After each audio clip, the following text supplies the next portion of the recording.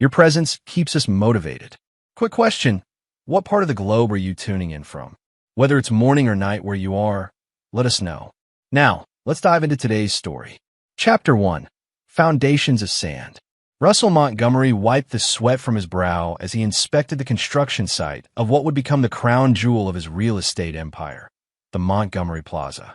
At 45, Russell had built his development company from nothing, surviving the 2008 crash when others folded, and emerging stronger by acquiring distressed properties others couldn't handle.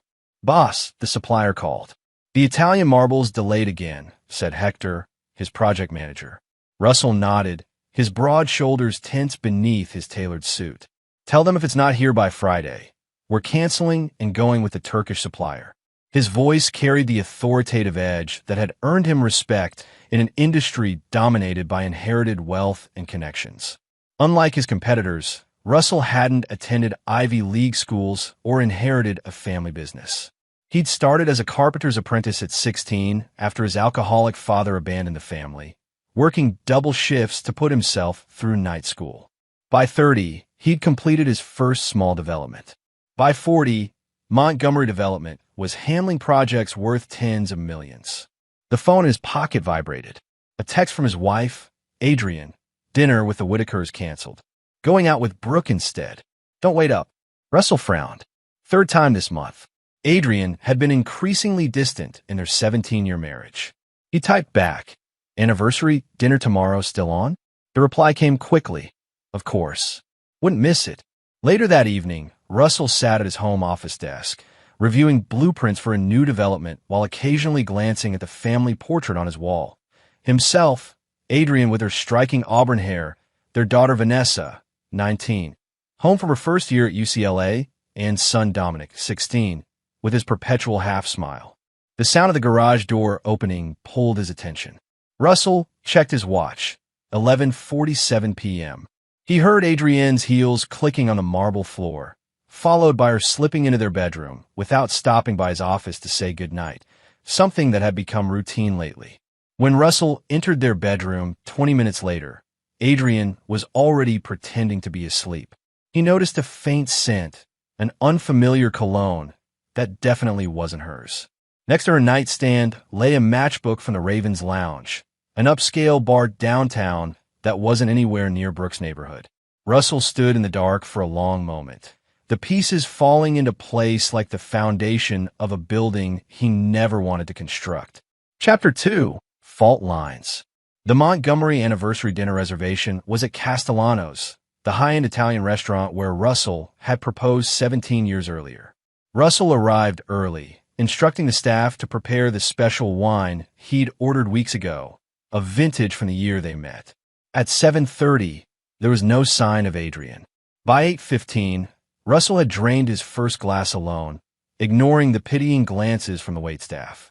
At 8:45, he received the text, "So sorry. Meeting with real estate agent about mom's condo ran late. Can we reschedule?" Instead of responding, Russell paid for the untouched meal and drove to his mother-in-law's condo building. The security guard, recognizing him, mentioned that he'd just missed Mrs. Montgomery. She left with that tall fellow with the fancy watch. They've been coming by to check on the place since Mrs. Palmer went to Florida. "Tall fellow?" Russell asked, his voice eerily calm despite the rage building inside him. "Yes, sir. Mr. Bradley, I think. They've been here several times this month." Bradley. The name registered immediately. Lawrence Bradley, the silver-haired investment genius who joined their country club last year. Recently divorced, mid-50s, with a smile that showed too many teeth and a habit of touching women's arms when speaking to them. Russell drove to the Ravens Lounge, where the bartender recognized him as a generous tipper. When Russell mentioned he was looking for his wife, the bartender replied, "The lady with the auburn hair? She's a regular with Mr. Bradley. They usually take the corner booth." That night, Russell hired Diana Vega, a former military intelligence officer turned private investigator. "I need everything on Lawrence Bradley and evidence of my wife's affair," he instructed. "And I need absolute discretion." 3 weeks later, Diana delivered a comprehensive file. Lawrence Bradley had married and divorced 3 wealthy women in the past 15 years. Each divorce had left him substantially wealthier. He specifically targeted women in long-term marriages to successful men, particularly those feeling neglected due to their husbands' busy careers. The surveillance photos showed Adrian and Lawrence in intimate situations at hotels, restaurants, and even on his yacht. Text message records revealed they'd been involved for 7 months. Most damning were audio recordings from their recent meetings discussing plans for Adrian to divorce Russell. Once the divorce is final, we'll have at least $20 million, Lawrence had said. That workaholic won't even notice you're gone until the papers are served. Adrian's laughter had cut through Russell like a blade. Russ built himself up from nothing. He's good at business, but he has no idea what's happening in his own home. Dominic already thinks you're amazing, and Vanessa hardly speaks to him anyway. It'll be a clean break. Russell listened to the recordings in his office, his expression hardening with each word. When he finally spoke to Diana, his voice was cold steel. Find out everything about Bradley's finances. I want to know his weaknesses, his vices, and everyone he's ever wronged. Russell's eyes reflected something dangerous. And give me information on his previous wives. Chapter 3. The Demolition. On a rainy Thursday, Adrian Montgomery received divorce papers at her yoga class. By evening, the news had spread through their social circle. Russell had moved out of their home and into the penthouse apartment above his office building, leaving without confrontation or explanation. Dad's gone. Dominic informed his sister Vanessa over the phone. Mom says they're separating and it's mutual, but she was crying when she thought I couldn't hear. Vanessa, away at college, was shocked but not entirely surprised. Did she say why? No, but Lawrence came over to support her. He's been here a lot lately. Within days, Lawrence had practically moved into the Montgomery residence, helping Adrian through this difficult transition. Meanwhile, Russell remained silent, not responding to calls from friends or family, focusing entirely on work. The preliminary divorce hearing revealed Russell's strategy. He transferred majority ownership of Montgomery Development to a trust years earlier, a detail Adrian's attorney had overlooked. The judge appointed a financial evaluator to determine the marital assets, but it was clear the settlement wouldn't be the windfall Lawrence had anticipated. After the hearing, Adrian approached Russell for the first time since he'd left. Why are you making this so difficult? We can end this amicably. Russell studied her face, the face he'd loved for nearly 2 decades, and felt nothing. Amicably? Like discussing your plans with Lawrence to take half my company while sleeping in our bed. The color drained from Adrian's face. You knew. For months. Russell's voice remained unervingly calm. Did you really think I built an empire by being oblivious to betrayal? Tell Lawrence I look forward to meeting him properly. After all, he's spending time with my son. That evening, Lawrence comforted Adrian at their home. Don't worry, darling. He's just posturing. Once the evaluator digs into his finances, we'll get what we deserve. What they didn't know was that Russell had already set in motion a plan that would destroy them both, not through legal battles, but through a calculated dismantling of everything they thought they knew. In his penthouse, Russell stared out at the city lights, phone in hand. It's time, he told Diana. Contact Bradley's ex-wives and tell Nolan I'm ready to meet. Nolan Price had once been Lawrence's business partner before being forced out of their investment firm years ago. He lost everything and had been waiting patiently for a chance at revenge. Now Russell was offering him exactly that. Chapter 4. Blueprint for Vengeance. 6 months into the divorce proceedings, Russell Montgomery was unrecognizable to those who knew him before. The successful but somewhat soft-around-the-middle developer had transformed into a lean, focused weapon. Every morning began with a punishing workout in his private gym, followed by meetings with his expanding team of allies. Bradley's financial situation is worse than we thought, Diana reported in Russell's office. He's leveraged to the hilt. 3 failed investments in the past year, and he's been borrowing against his assets to maintain appearances. Russell nodded, studying the financial documents spread across his desk. And my son, Diana's expression softened slightly. Dominic is struggling. His grades are dropping, and he's been in 2 fights at school. He idolizes Bradley, who's been playing the father figure role. Expensive gifts, sports games, the works. And Vanessa? She's maintained her distance from both Adrian and Bradley. She's tried calling you several times. Russell's jaw tightened. Not yet. She chose her side when she told her mother about my offshore accounts. Accounts that don't actually exist, Diana reminded him. The misinformation worked. Bradley and Adrian are convinced you're hiding millions. The door opened, and Nolan Price entered, a thin man with calculating eyes who'd once lost everything to Lawrence Bradley's manipulations. It's confirmed, Nolan announced.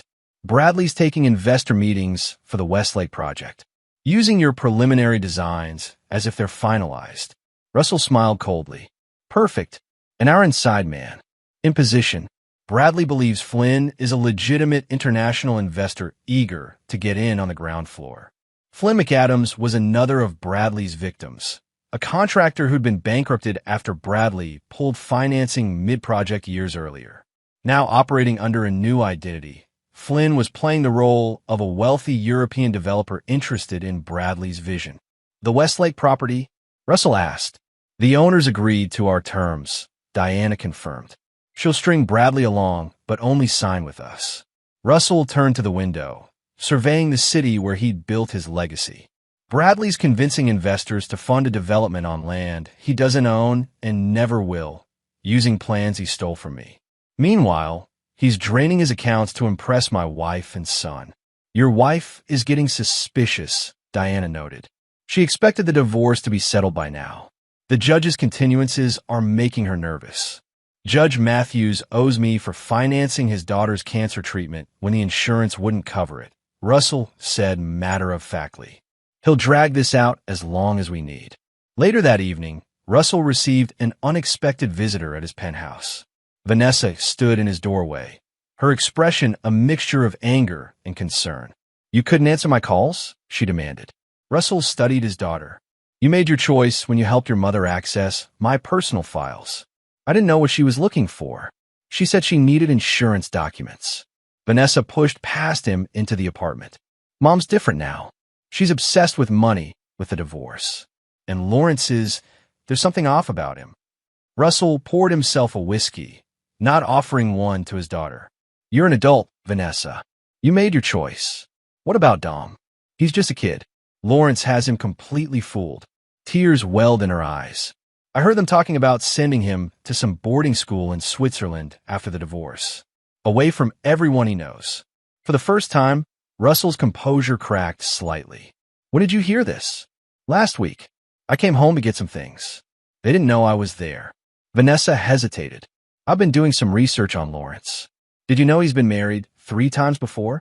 And each wife was wealthy when they married and almost broke after. Russell studied his daughter with new interest. What else have you discovered? He has a pattern. He finds wealthy married women, becomes their confidant, convinces them their husbands are hiding assets, then helps them divorce. Once he has access to their money, it vanishes in investments. Vanessa pulled out her phone, showing Russell her research. I'm studying investigative journalism, Dad. This is what I do. For the first time in months, Russell felt a flicker of pride. What do you want from me, Vanessa? Let me help you. Whatever you're planning, and I know you're planning something, let me be part of it. For Dom's sake, if not for yours. Russell considered his daughter carefully, then nodded once. Be at this address tomorrow at noon. Don't tell anyone where you're going. Not even your boyfriend. I don't have a boyfriend, Vanessa replied with a hint of her father's determination. I've been too busy investigating the man who's trying to steal from my family. Chapter 5. Laying the foundation. The warehouse space Russell had converted into his operations center hummed with activity. Boards displayed photos, timelines, and connection maps between Lawrence Bradley and his previous victims. Diana supervised 2 analysts processing financial data, while Nolan coordinated with Flynn about their next investor meeting. When Vanessa entered, everyone fell silent. Everyone, this is my daughter, Vanessa. She's joining us. Russell's tone made it clear this wasn't up for discussion. Over the next hours, Russell revealed the extent of his plan to Vanessa. Lawrence Bradley had convinced Adrian that Russell was hiding at least $30 million in offshore accounts. In reality, those accounts were elaborate facades created by Russell's team, digital breadcrumbs leading nowhere. Bradley's convinced your mother to invest every penny she can access into his Westlake development, Russell explained. A project that will never break ground because I already have the land under contract. But Mom doesn't have millions to invest, Vanessa protested. She's liquidated her inheritance, maxed out credit lines, and borrowed against her portion of the house, Diana interjected. Bradley's convinced her it's the opportunity of a lifetime. Meanwhile, Nolan continued, we have investors lined up ready to pull out at the critical moment, leaving Bradley overextended and unable to return the money. Vanessa processed this information. So you're going to bankrupt him? That's the revenge. Russell smiled thinly. That's just the beginning. Bradley's previous wives have agreed to testify about how he manipulated them. We've documented every false statement he's made to investors. When this collapses, he'll face criminal charges. And Mom, Vanessa asked quietly. Russell's expression hardened. She made her choice. She's still our mother, Vanessa insisted. And she's being manipulated by an expert. Who told you I was hiding money? Who convinced you to search my office? Russell demanded. It wasn't Bradley. It was your mother. She wasn't tricked into betraying me. She chose to. The tension was broken by Diana's phone ringing. After a brief conversation, she turned to Russell. Dominic got into another fight at school. He's been suspended. Russell checked his watch. Adrian will be at her therapy appointment for another hour. Bradley's meeting investors downtown. He grabbed his keys. I'll handle this. At Westwood Academy, Russell found his son sitting outside the principal's office, sporting a split lip and bruised knuckles. What are you doing here? Dominic asked, his voice a mixture of surprise and resentment. You're still my son, Russell replied simply. Principal Martinez welcomed Russell into her office. Mr. Montgomery, I'm surprised to see you instead of Mrs. Montgomery or Mr. Bradley. I'm still Dominic's father, Russell stated firmly. What happened? Dominic punched another student who suggested that his mother was. She paused delicately, involved with Mr. Bradley before your separation. Russell turned to his son. Is that true? Dominic stared at the floor. Lawrence said, I need to defend our family's honor. That you abandoned us, and we need to stick together. Russell felt a surge of cold fury that he carefully contained. Principal Martinez, may I have a moment alone with my son? Once they were alone, Russell sat across from Dominic. Son, do you remember when you were 10 and you broke my signed baseball trying to practice indoors? Dominic looked up, confused by the change in subject. Yes, you were terrified to tell me. But when you finally did, what happened? You were mad. You said honesty was more important than any possession. Russell nodded. I've never lied to you, Dominic. I didn't abandon our family. I left because your mother was having an affair with Lawrence for months before I moved out. Dominic's face flushed. You're lying. Russell pulled out his phone and played a brief audio clip. Adrian and Lawrence laughing about deceiving Russell. The color drained from Dominic's face. Mom said, she said you two grew apart. That Lawrence only came into the picture after. I know what they told you, Russell said quietly. I'm not asking you to choose sides. I'm just asking you to question what you've been told. As they left the principal's office, Russell handed Dominic a phone. This is private. Only use it to contact me if you need to. I'm still your father, regardless of what's happening between your mother and me. That evening, Russell briefed his team on a new development. Bradley's accelerated his timeline. He's collecting final investments for Westlake next week instead of next month. He's getting desperate, Nolan observed. His creditors must be closing in. What about the wedding? Diana asked. Russell's expression darkened. Still on for 3 weeks from now, according to my sources. They've booked the ballroom at the Renaissance Hotel. Vanessa, who had spent the day going through financial records, looked up in shock. They're getting married? Already? The divorce isn't even final. Bradley needs legal access to what he thinks is your mother's settlement money, Russell explained.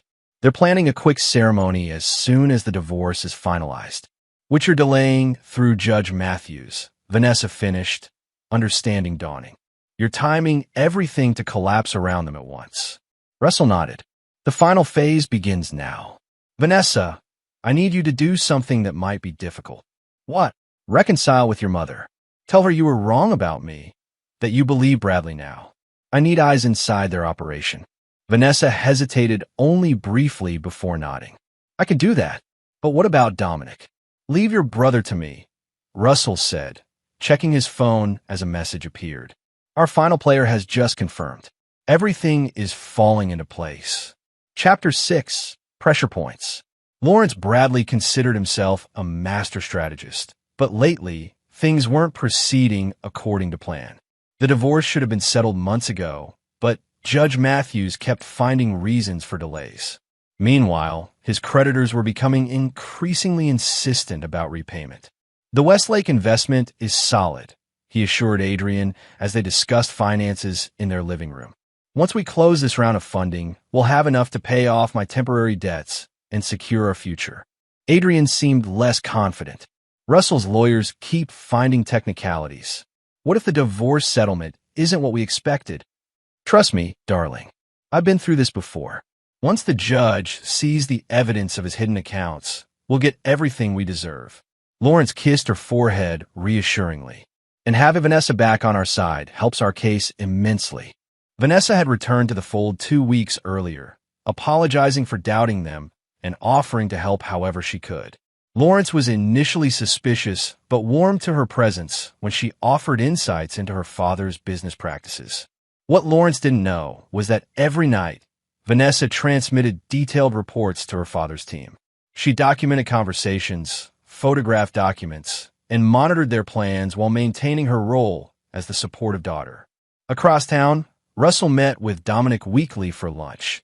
Meetings kept secret from Adrian and Lawrence. The boy remained conflicted, but was increasingly uncomfortable with Lawrence's influence over his mother. He's pushing her to liquidate everything, Dominic told his father during one such lunch. Last night, they were arguing about Mom's jewelry, the pieces from Grandma that she always said would go to Vanessa someday. Lawrence wants her to sell them for the investment. Russell listened carefully. And how do you feel about that? Dominic pushed his food around on his plate. Mom seems scared sometimes. Not of Lawrence, but of what might happen if his plans don't work. She talked about taking out a second mortgage yesterday. I see. Russell kept his expression neutral. And how are things at school? Better since we talked. I've been spending more time focusing on college applications. Dominic hesitated. Dad, Lawrence keeps talking about this Swiss boarding school, saying it would look better for college.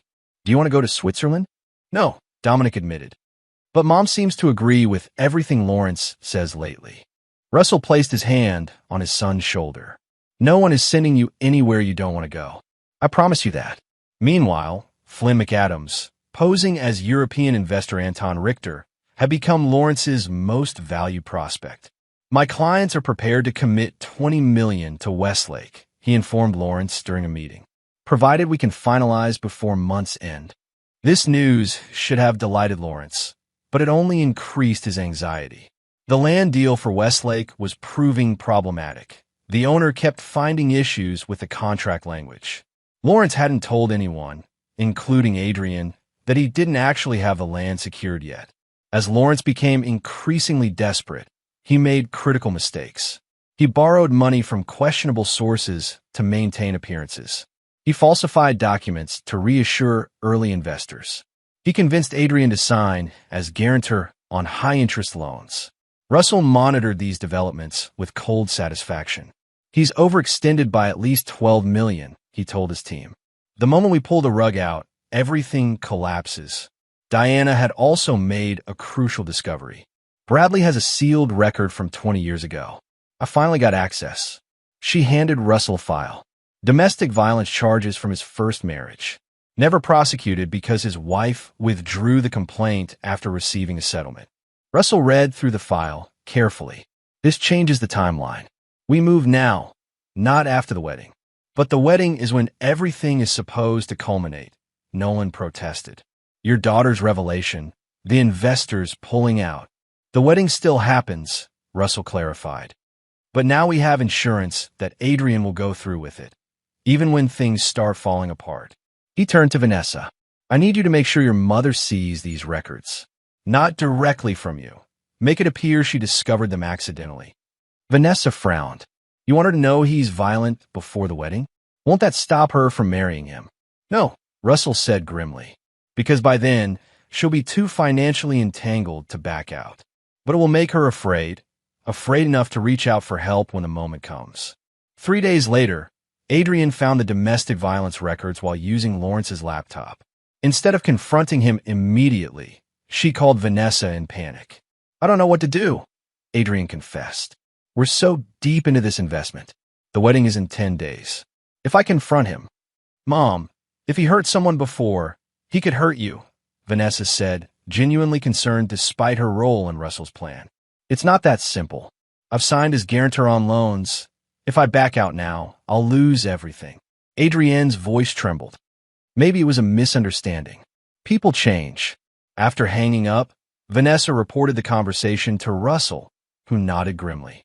"She'll go through with the wedding. Now we proceed to the final phase." The next day, Lawrence received devastating news. The landowner for Westlake had signed with another developer, Montgomery Development. At the same time, 3 major investors pulled out of his project, citing concerns about the land acquisition. Lawrence kept these developments from Adrienne, desperately seeking alternative funding.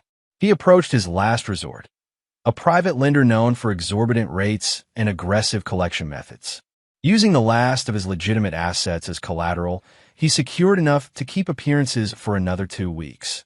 Just enough to get through the wedding and access what he believed would be Adrienne's substantial divorce settlement. What he didn't know was that Russell had ensured the divorce judgment, when it finally came down 3 days before the wedding, will be far less generous than anticipated. Chapter 7. The Final Countdown.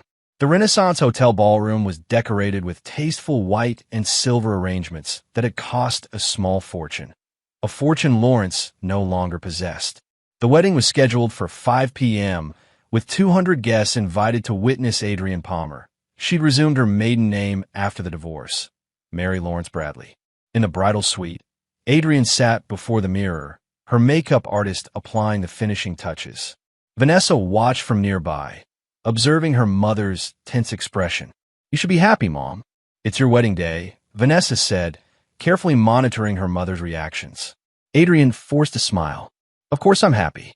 It's just been a stressful week with the divorce finally settled." The settlement had blindsided both Adrienne and Lawrence.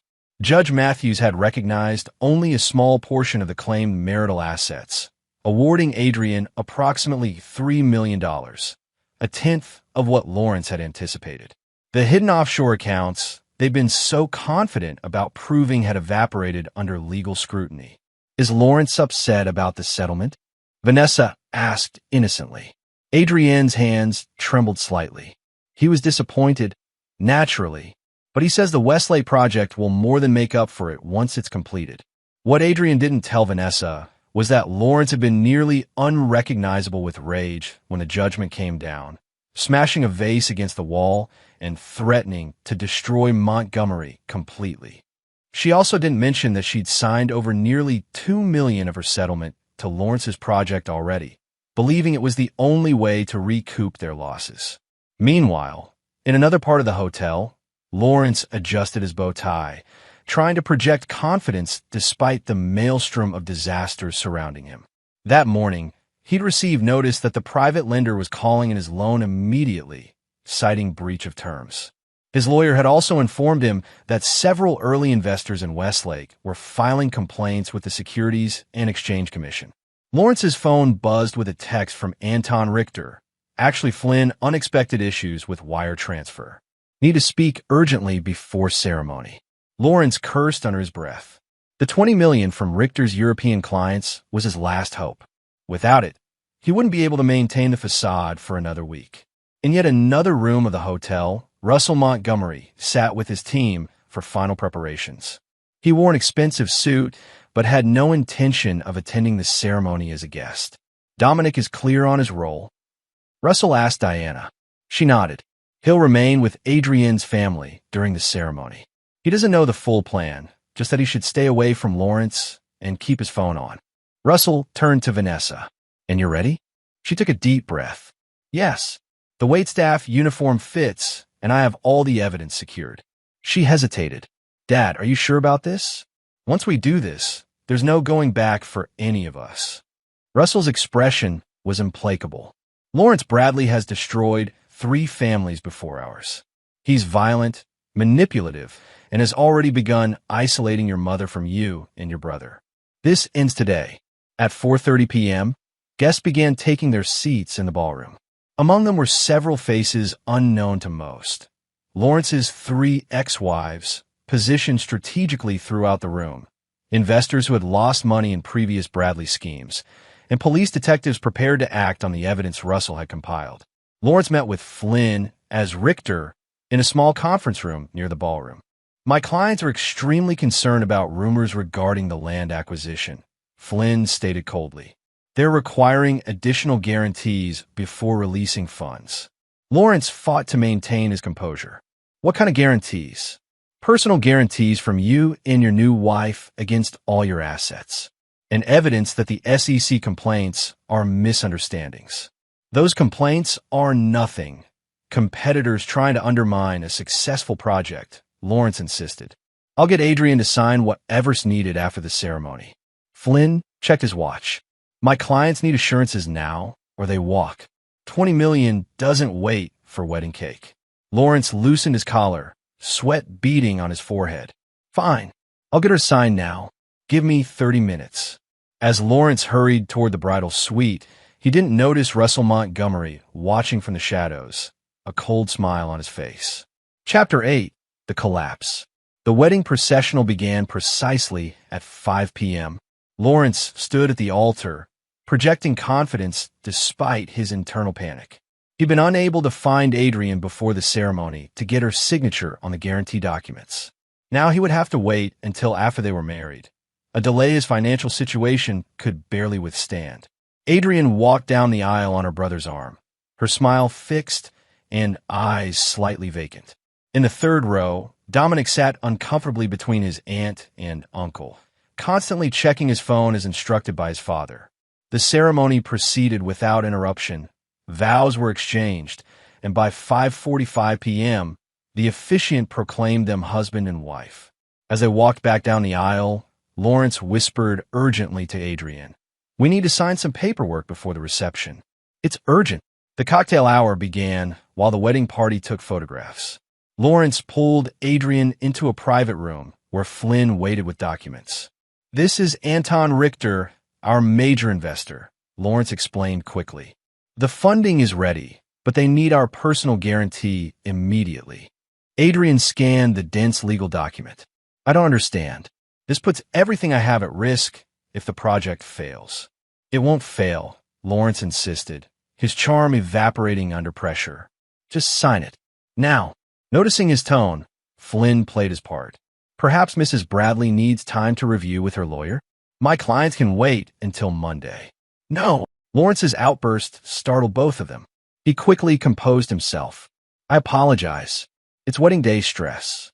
Adrian, darling, this is just a formality. The project is sound."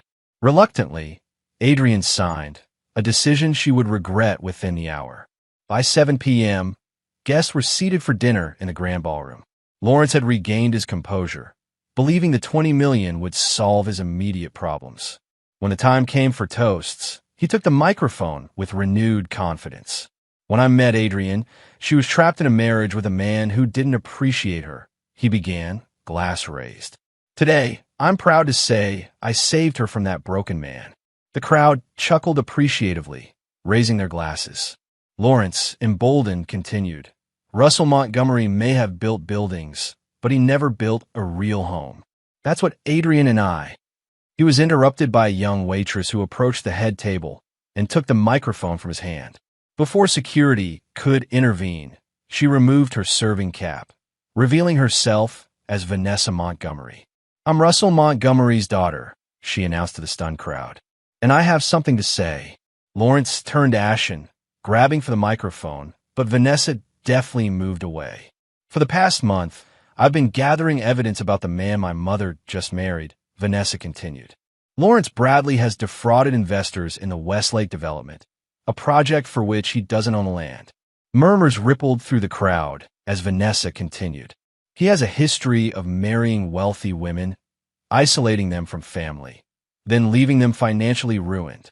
She gestured to 3 women who stood up around the room. His ex-wives are here today, ready to testify to his pattern of abuse and fraud. Lawrence lunged for Vanessa, but was restrained by the hotel security staff, who had been briefed in advance. The most damning evidence, Vanessa continued, her voice strong despite her trembling hands, is this recording from yesterday, where Lawrence admits his entire plan. She played an audio clip of Lawrence speaking to a colleague. Once I'm married to her, I'll have legal access to what's left of her settlement. Combined with Richter's investment, I can cover my debts and move on. Montgomery will never recover from what I've done to his family and his reputation. Adrienne sat frozen in her seat, horror dawning on her face as the full extent of Lawrence's deception became clear. At that moment, 2 police detectives approached the head table. Lawrence Bradley, we're placing you under arrest for multiple counts of investment fraud, falsifying financial documents, and violation of SEC regulations.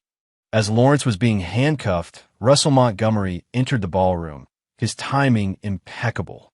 He didn't speak or draw attention to himself, simply watching as the man who had tried to destroy his family was led away, shouting denials and threats. The wedding guests dispersed in shocked confusion, while Adrienne remained seated, tears streaming down her face, the magnitude of her mistakes crashing down upon her. Chapter 9. Ashes and Steel. 3 days after the wedding disaster, Russell sat in his office reviewing contracts for the actual Westlake development, a project that would break ground the following month under Montgomery Development's leadership. The land had been secured months earlier, part of his long-term strategy that had inadvertently become the perfect trap for Lawrence Bradley. A knock at his door interrupted his work. Diana entered with a final report. Bradley's bail was denied. With the evidence we provided and the testimony from his ex-wives, the prosecutor is confident he'll serve at least 15 years. Russell nodded. And the investors? Most will recover something through the legal process, but several were unregistered deals. They'll have to pursue civil claims. Make sure Flynn, Nolan, and the others who helped us are protected, Russell instructed. They deserve compensation for their part in this. Diana hesitated. Adrienne has been trying to reach you. She's facing bankruptcy. The guarantees she signed for Bradley's loans are being called in, and with the divorce settlement already invested in his fraudulent scheme. That's not my concern, Russell stated flatly. She's the mother of your children, Diana reminded him. She conspired with Bradley to destroy me, to steal from me, and to turn my children against me, Russell replied coldly.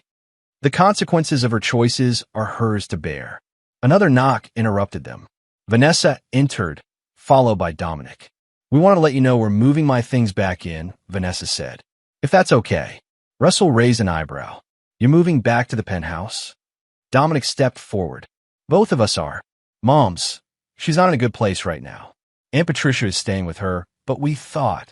You thought you'd stay with me, Russell finished for him. Vanessa met her father's gaze directly. Unless you're still holding grudges. Russell studied his children thoughtfully.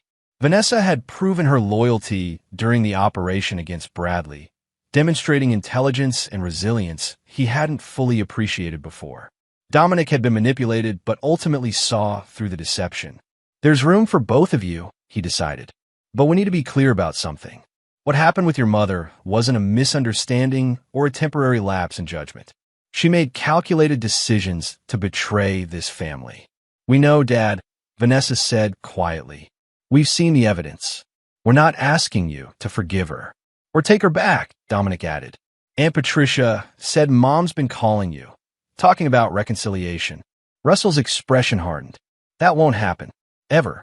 Later that evening, as promised, Adrienne called Russell's private line, a number few people possessed. Russell, please, she began, her voice ragged from crying. I've lost everything. The bank is foreclosing on the house. Lawrence's creditors are coming after me for millions. I made a terrible mistake. Yes, Russell agreed coldly. You did. I know I don't deserve forgiveness, but we have 17 years of history, 2 children. Stop. Russell's voice cut like steel. You chose to believe I was hiding money from you. You chose to involve our daughter in searching my office. You chose to tell our son, I abandoned the family. You chose Lawrence Bradley over the life we built. I was manipulated, Adrian protested weakly. No, you were greedy. Russell's tone left no room for debate. Bradley promised you more money than what you thought you'd get in a normal divorce. That's why you went along with his schemes. The silence confirmed his assessment. The children are with me now, Russell continued. They've seen everything, all the evidence, all your choices. I won't turn them against you. Your actions have accomplished that already. What am I supposed to do? Adrian whispered. That's not my problem anymore, Russell replied. Goodbye, Adrian. He ended the call and turned to find Vanessa standing in the doorway of his home office. That was harsh, she observed without judgment. Russell shrugged. It was honest. Vanessa studied her father. Lawrence is going to prison. Mom's lost everything. Your revenge is complete. Has it made you feel better? This wasn't about feeling better, Russell explained. It was about justice and protection. Bradley would have drained your mother dry and moved on to his next victim. Your brother would have been shipped off to Switzerland, isolated from everyone who cares about him. And Mom? Was bankrupting her necessary? Russell met his daughter's gaze directly. I gave her multiple chances to see the truth. She chose not to. Her financial situation is the result of her own decisions. Vanessa nodded slowly. When I was helping you gather evidence, I found something interesting in Bradley's past. His first wife, the one who withdrew the domestic violence complaint, she did it because he threatened her children. Russell waited, sensing this conversation had a purpose. I understand why you can't forgive Mom, Vanessa continued.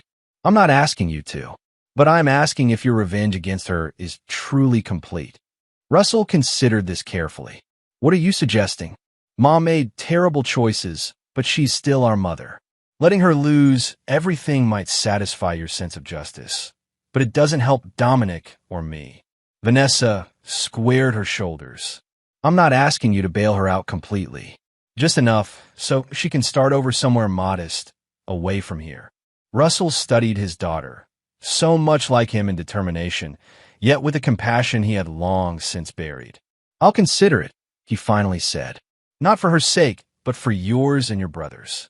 The following week, Adrian received legal papers. Inside, she found documents transferring ownership of a small condominium in Portland to her name, along with enough money to cover her basic needs for 1 year. The accompanying note read simply, "This is for Vanessa and Dominic. Don't waste this second chance." 6 months later, Montgomery Plaza was completed, the crown jewel of Russell's redevelopment vision for the city. At the grand opening, he stood with Vanessa and Dominic, surveying what he had built. You know what I learned from all this? Russell told his children as they gazed at the gleaming tower. It's not enough to build something strong. You have to be willing to protect it with everything you have. Dominic, who had been accepted to engineering school for the fall, nodded thoughtfully. And be careful who you let inside. Exactly, Russell agreed, placing a hand on his son's shoulder. Some damage can't be repaired. Some betrayals can't be forgiven. But you can always rebuild, stronger, smarter, and more carefully than before. As they turned to enter the building for the official ceremony, Russell spotted a familiar face in the crowd, Diana Vega, who had become his most trusted advisor through the ordeal. She caught his eye and nodded slightly, a private acknowledgement of all they had accomplished. Russell returned the nod, his expression resolute. In business and in life, he had learned the price of betrayal and had made sure those who crossed him paid it in full. And there you have it. Another story comes to an end. What did you think? I'd love to hear your thoughts in the comments below. If you enjoy this story, consider joining our community by subscribing. It means the world to us.